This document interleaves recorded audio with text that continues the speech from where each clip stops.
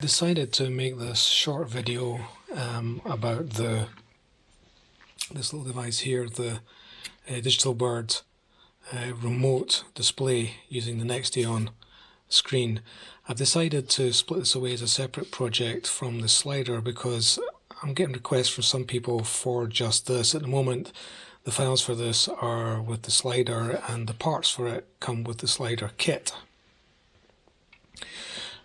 But there are people now building other parts, like the pan tilt head, for example, and the video turntable, which that may be all they need, and they still need this to actually drive those other devices. So I'm going to split this away in the kits as a separate object, and I've made some improvements along the way. I'm still modifying, but I thought I'd just show you where we are with it at the moment. Okay, so one of my big problems with the 3D print on this, first of all, was the poor quality that I was getting from the print. I was printing this as one complete box, and it has to be printed facing down like that, and then it rises up, otherwise you end up with a lot of infill on the inside. But that meant that I was getting very rough surfaces on the bezel here, and it just doesn't look pretty. So I've changed that now, and I'm now printing. The outside of the box is one object, and the bezel, which can now be printed with the bezel up the way, which gives us a much cleaner print and a much cleaner bezel. The side with the most material on the back is the bottom, or the bezel side. And the bezel itself, the chamfer goes away from you, not the other way, where it's just flat. So we just need to super glue that together, and that will make a much cleaner box. Try not to get it anywhere else on the sides, because it leaves a nasty stain on the plastic. Okay, we can just bring our two halves together. Okay, so we'll just set that aside now to dry and jump back when it's ready. Okay, so we have our display case glued together. Make sure you give it plenty of time for the glue to stop fuming. We don't want any of the fumes that come from that touching the display. The other parts you will need is a Nextion display, and we have one here. Okay, 2.8 inch. I don't supply these. It's probably just as cheap for you to get your own. I buy mine from iStead direct, and I think they're about, I don't know, $16, something thereabouts. I can't get them any cheaper, and by the time I've imported them, you could do it cheaper yourself. So I've not included these displays anymore with the kits. The display reference is NX3224T028. So that's a 2.8. Now the advantage of the Nextion displays obviously is programming. It's much easier to program these boards, the graphics on them. You don't have to do it inside the software on the ESP32. You can do it in its own interface, and it just makes life much easier. It has its own processor built on board there. So what we are providing in the kits is a bag like this. And we'll find out what we've got in here. Helpful if I could get the damn bag open. Pause. Okay, got the bag open. Good start. So we're using the Adafruit ESP32 feather boards. I chose those, selected those specifically because they work. They have a battery port, so they can be powered from a small LiPo battery. We're going to be using the 1200 milliamp hour battery. I don't provide this either because importing and export causes a problem. They don't like batteries in the package without special licensing, etc. So they're not terribly expensive, these, about $3–4. I think they're all pretty much the same size. This one's a Turnigy one, but it doesn't have to be. The important thing is it has a GST port, like so, on the end of the cable. Going back to the feather a second, you want to buy it without the pins attached, because we're only using so many pins and we want it all to fit in this case. So, you know, we don't need the extra depth of all those pins sticking out the bottom. I have provided in the kit a complete board. And I think now that's all I'm doing is providing these with a complete board. But basically we have some modified pins, bringing out the RX and the TX port. We have a ground pin, and we have the 3.3 volts output pin, which we're going to power the Nextion with. Now the Nextion uses 5 volts, not 3.3. So on the harness that you'll get in the kit, there's a small 5 volt boost board. It's Adafruit as well, I think. And I just enclosed it there to stop it touching anything electrical inside the case. And a very complicated looking harness. Now, and you'll also get a power switch and harness. Okay, so the first thing we need to do is you'll need to program your Nextion display. Now this is the simplest thing to program. If we have a look up here, what you'll need to do is, if you go to the website, our website on GitHub, the Digital Bird camera slider repository, in here there's a file called dbnextion esp32.tft. Now to get hold of that file, you go to the green code button and select download zip, and it will download the zip with all these files. That's all the software for the full Digital Bird system as it currently stands. It comes down as a zip file, and inside that zip you will find that file. So what you're looking for is the dbnextion esp32.tft file. So what you need to do is copy that file onto a small micro SD card. Okay. That should really be the only file, certainly the only TFT file on that card when you do this. On the back of the Nextion, you'll see there's a small SD card port, and we plug that into there ready to go. So before we put anything in the case, it's worth plugging everything together so we can program the card as well. So don't think you can get any of these cables the wrong way around. So your battery goes in here into the switch harness. Okay. And the other cable goes into your feather. Forgot to mention the back of the feather you should cover, or I have covered with insulation tape, because it's going to rest on the back of the Nextion display, and we don't want any bad contacts made with between the two boards. So we plug our battery in here into the feather. So next we have the 4-pin lead, which goes into our Nextion display.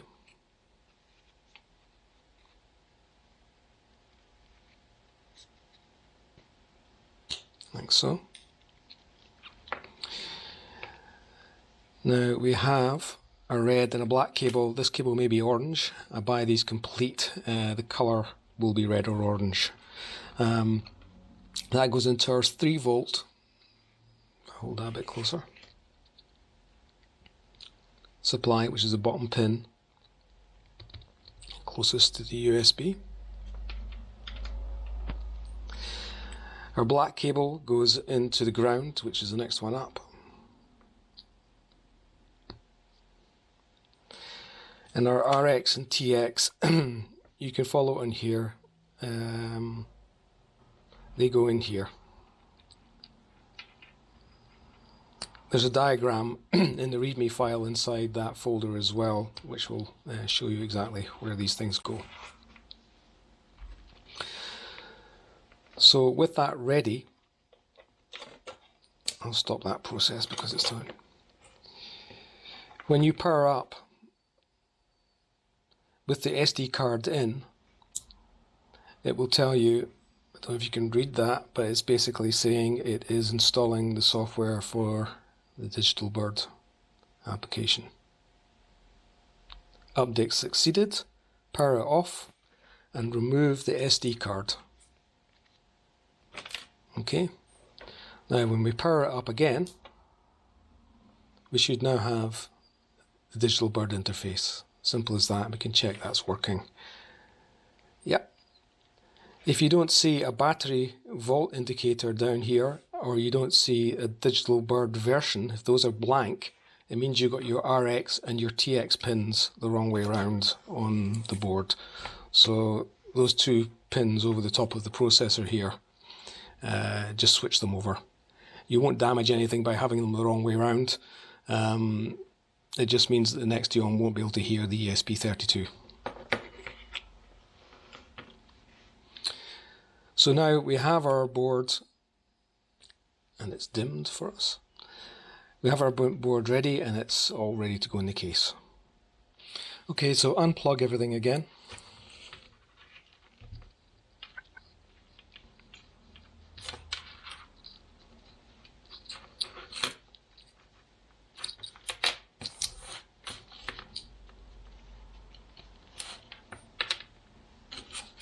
You can leave this cable attached to the next Dion. And if we bring over our case, okay, there's a more open area at this end of the switch side. Our next Dion display should just drop in, and you should see the SD card port on the side here, and just bring these cables down here at the moment. We take our ESP32 feather, and that should fit in there with the insulation underneath, and it should just fit into the case neatly like that, and we should be able to see the USB port on the side here. With this board, the USB port can charge the battery. So the warning we have at the beginning of all our software about not having the battery plugged in while you program the board or have the USB port in doesn't apply to this board, because it is designed to work alongside the battery. The other boards aren't. You have to unplug the battery before you install the software. So now, just as before, we can plug things back in. Before I do that, I'll put the switch harness through this gap.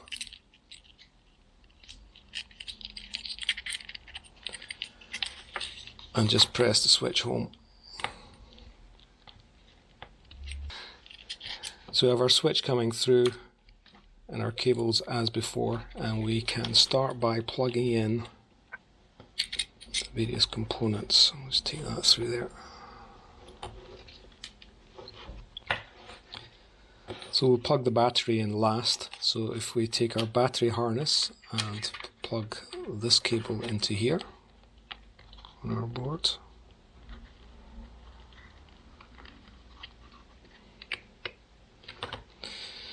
Our red cable is our power, or orange, for our 3.3 supply. Black cable is our earth, which goes in that one along the back. So you're perhaps not seeing this very well.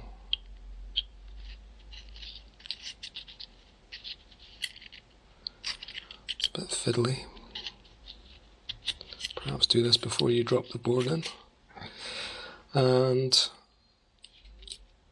our RX and TX pins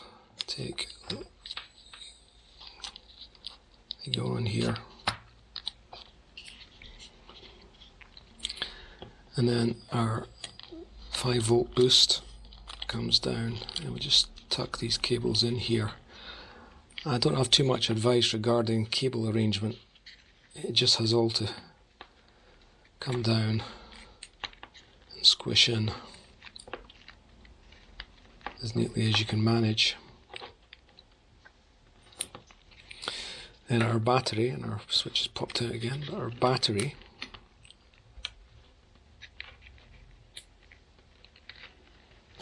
push that switch back in there, it's not going home. I'll get to that in a moment. Can plug in here.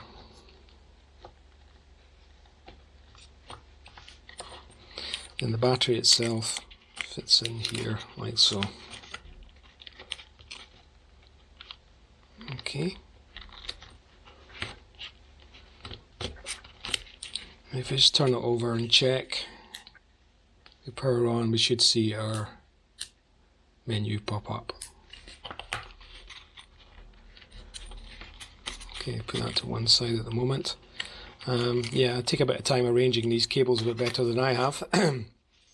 Now on the back plate there are two more of those 8mm by 3mm neodymium magnets.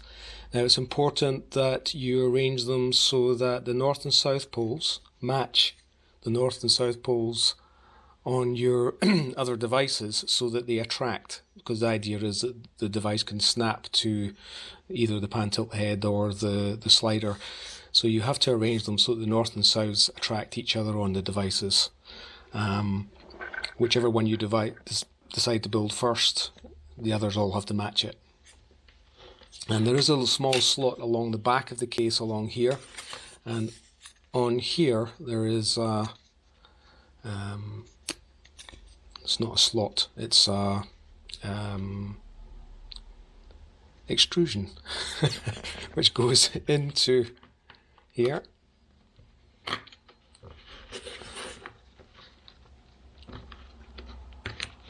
And if you've organised your cables better than I have, it will all just snap together like so. That plug will go in there, I've just not cut out enough plastic to allow it to go home properly. So there we go, and when we power on, our device works. Now, if you find that you have the battery voltage correctly showing here and a digital Bird software version showing here, but when you touch, the touch doesn't work, it means that your cables behind and the back are pressing too much on this, and the screen is pushing too hard on the bezel, and it actually affects the touch display function. You need to arrange your cables so that this function here isn't, the touch function isn't affected by the pressure of the cables on the back of the screen. Okay, so if at first you discover that you can't make the touch function work when it's in the case, it's probably because the cables in the back are putting too much pressure on this and it's affecting the touch functionality, so you have to rearrange your cables a bit better. So I hope that's been informative. The Wi-Fi display, as I say, I've brought it back as a separate entity because some people just want to build the turntable or just want to build the pan tilt head, and they don't necessarily need to bring everything down from the slider just to build this display. What else is there to say? Power on the display is obviously limited because it's a small battery, therefore I have it dim every 30 seconds, like so. You can still see the display, and as soon as you touch it, it comes alive again. Okay. If you leave it for 10 minutes, it will power off. Now, charging the display is through charging the battery is through the USB port. The device has to be turned on to charge. So to charge, we find our USB port and we find our 5 volt, and it can also be powered from an external battery power supply, as long as it uses a USB cable. And so that plugs in there. And if you look at the display now, nothing changes, but it's taking its power from the USB port. And there's a small button, I don't know if you can see that, if I can make that shine, yeah, there you go. You can see a light inside, and that light is solid, telling us that it is currently charging the battery. So if you're charging the device, you just have to leave it on like that. The display will power off itself over the course of time. It will dim first and then it will power off completely, leaving the thing just charging the battery. When that light goes out, the battery is fully charged. If you unplug, you see that the device is still working because we've still got it powered on. So you do have to remember and turn off the device. I'd like to have a better way of not having to have things turned on when you're charging, but I haven't really discovered it yet. The other thing I could possibly do is have the ESP32 do a sleep mode, which is a common thing to do. And I may come, these are software updates that may come in the future regarding that. It would be nice as well as if the device could charge through these little magnets. And I'm looking at that at the moment. It's a safety aspect that's the problem. They would have to be on some sort of spring mechanism. Because if you were in a kitchen, for example, and you had a metal worktop and you put that down on a metal worktop and there was power going here, you would short the system out by placing it down. So these would have to spring away. Also, one would have to be north and the other south so that you couldn't inadvertently plug them in and have the negative and positive reversed. So it becomes a mechanical problem, which I may yet come back to resolve, so that when you drop that onto the pan tilt head or the slider, it used the power from those devices to power the display. That's it.